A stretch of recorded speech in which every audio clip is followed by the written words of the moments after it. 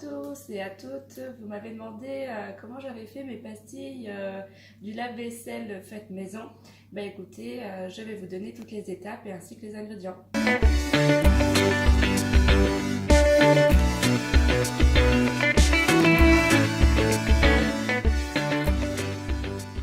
Pour faire vos pastilles maison, pour le lave-vaisselle, il vous faut donc un bac à glaçons en plastique.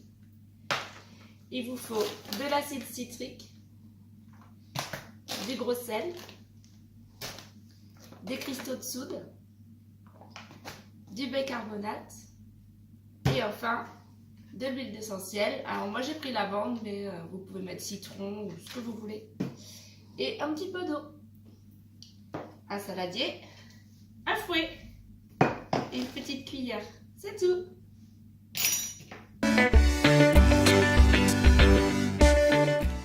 Donc en fait le but c'est de mélanger tous les ingrédients sauf l'eau et pour l'instant les huiles essentielles.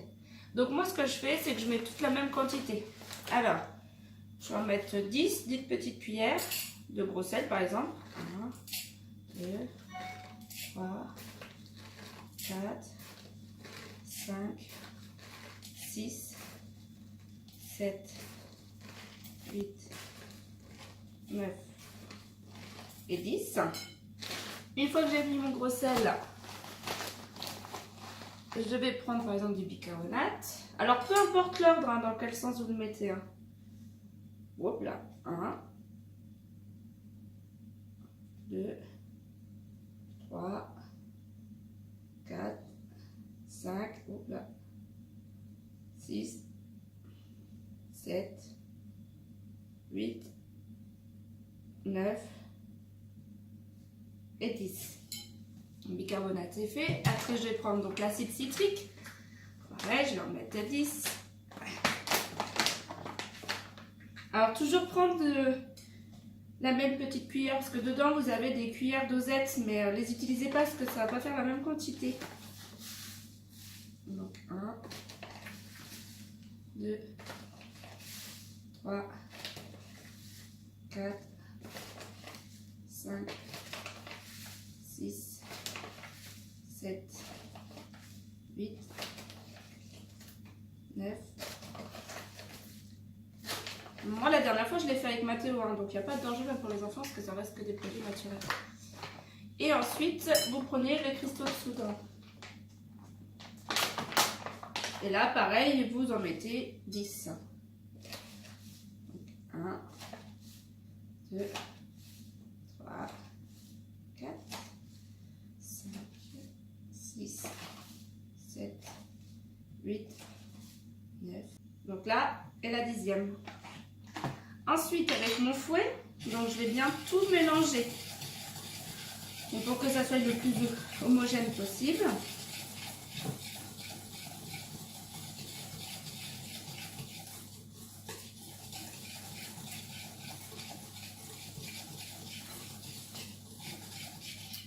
Ensuite, je vais prendre donc ma lavande, ou l'huile essentielle que vous avez choisie, et je vais mettre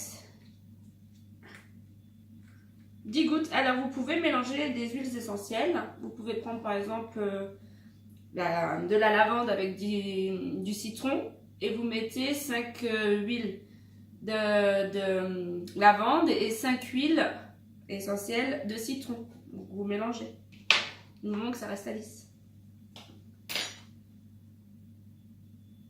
1, 2, 3, 4, 5, 6, 7, 8, 9, 10. Donc une fois qu'on a fait ça, bah là il faut vraiment que ce soit très très bien mélangé.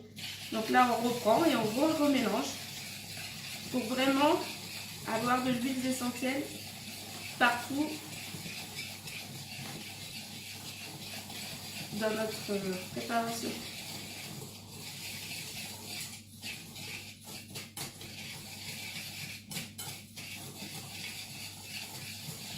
Donc là, ça sent bon la lavande.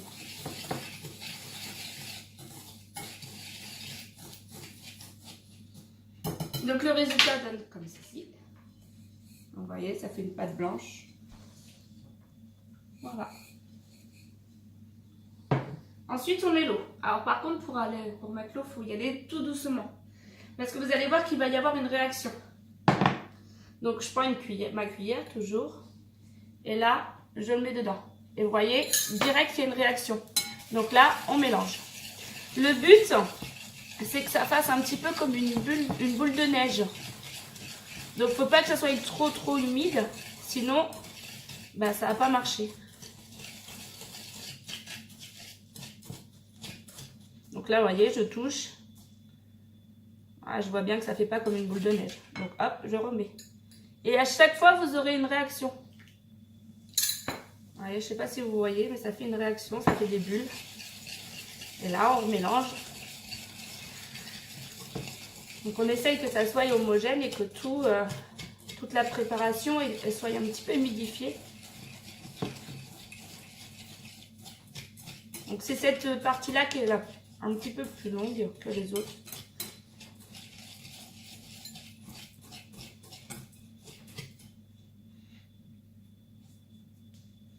Il faut vraiment y aller tout doucement parce que si vraiment vous mettez trop d'eau, bah, vos pastilles seront trop humides et ça ne marchera pas, ça ne fonctionnera pas. Bon après, même si vous loupez vos premières pastilles, ne vous inquiétez pas, vous pouvez vous en servir pour laver votre douche, votre baignoire, votre lavabo, votre sol. Moi la dernière fois il m'en restait, j'ai utilisé le reste de la préparation et j'ai nettoyé toute ma douche. Avec Mathéo, parce qu'il n'y a pas de danger. Il voulait participer avec moi.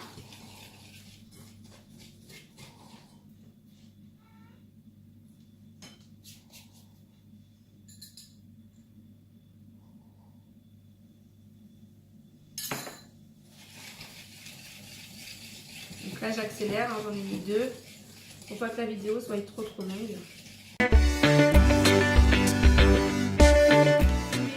Et maintenant, pour voir au niveau de la quantité d'eau. Donc là, je presse comme ça. Et on voit que ça commence à faire des boules de neige. Voilà. Donc si vous préférez que ce soit un petit peu plus solide, vous pouvez rajouter un peu d'eau. Mais ça sert à rien que ce soit trop solide parce qu'après, quand on le met dedans et que ça tasse, ça fait une réaction et du coup ça fait que de gonfler. Donc moi je vous conseille de ne pas mettre trop d'eau. Vous voyez là j'ai une boule, même si je la presse et que je la mets dedans, comme ceci, il n'y a pas de réaction. Alors que la première fois quand je l'ai fait, j'avais mis un peu beaucoup d'eau. Et du coup, bah, il y avait une réaction à chaque fois que j'appuyais dessus, bah, hop, ça gonflait. Bon, évidemment, hein, c'est pas grave, mais c'est plus gênant quand on les met en bac. Donc là, bah, du coup, je les mets en bac. Hein. Donc je presse bien pour bien que ça soit tassé.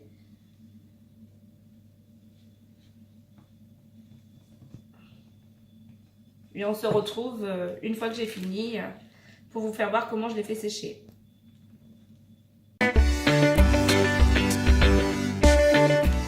Ça donne une fois rempli et mis en place, bien tassé.